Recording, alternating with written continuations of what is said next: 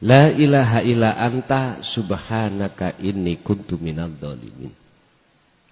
Nabi Yunus niku merasa dolim pada Allah. Subhanaka inni kuntu minadh dhalimin. Bentuk kita terasa dolim itu Pak Bu, sadar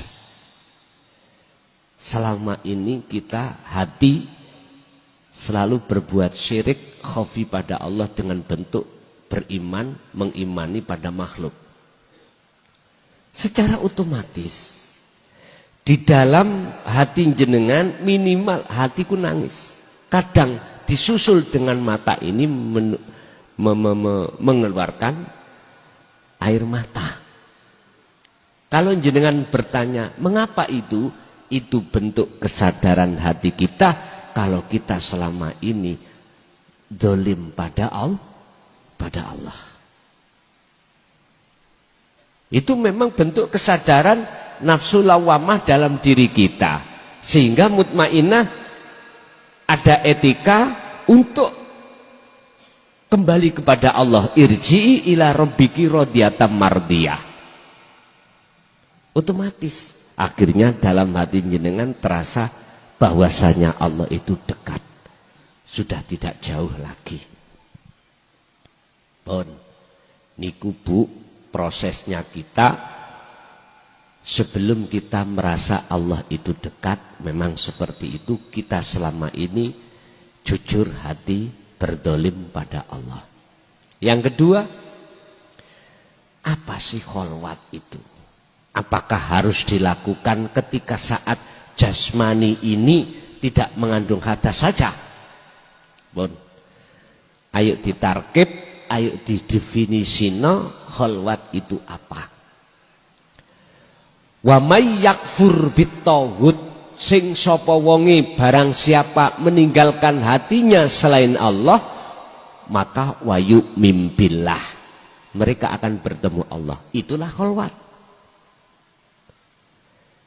Kotore jasad, apakah ngandung hadas kecil maupun besar, bahkan ibu-ibu haid, itu tidak menjadikan penghalang untuk ruhaniyah iki bebersih diri dari syirik khafi.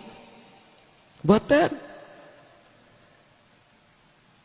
Kecuali secara syar'i kita nggak boleh Pak.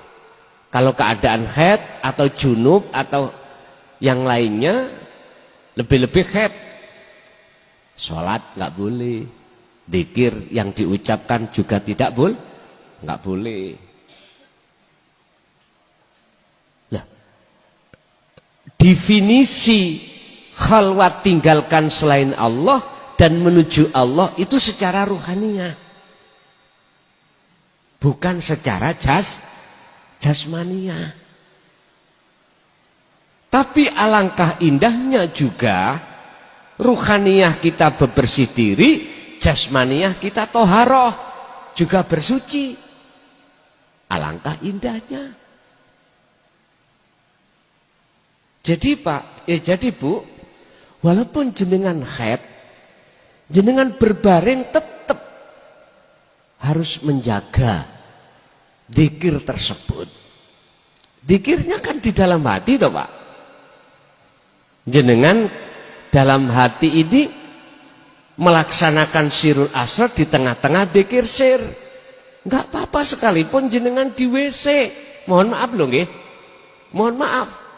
Kecuali sampean ucapkan. Ini masih dilarang.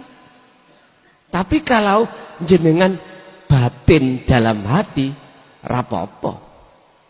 Sampai merasakan siapa yang mengeluarkan kotoran itu, otomatis sampai lepaskan keakuan diri makhluk. Yang bisa itu muncul keakuannya urip ilahun wahid di dalam diri jenengan yang berperan. Mboten napa-napa. Jadi tolong khalwat itu jangan dimaknani secara syariat saja, sampean juga memaknani secara hakikat. Kalau secara syariat ya otomatis khalwat itu tinggalkan keramaian dengan manusia. Berarti jenengan iki tidak gembul cara mungguh menungso ning kamar dewi dan sebagainya. Nek seperti itu ya nggak bisa Pak, kita nggak bisa. Terus bagaimana ketika kita itu posisi kerja, masa kita tinggalkan? Terus dampaknya bagaimana kalau kita tidak masuk kerja? Ada SP1, SP2, SP3, PHK. Akhirnya gak tambah ruwet. Bagaimana anak istri? Bagaimana suami? Ternyata khalwat itu bisa dilakukan di tempat sunyi ataupun di tempat ramai. Intine menemui Allah. Modale sirul asrar cukup udah. Ngoten Bu. Hal itu jalankanlah sesuai dengan kemampuan panjenengan masing-masing.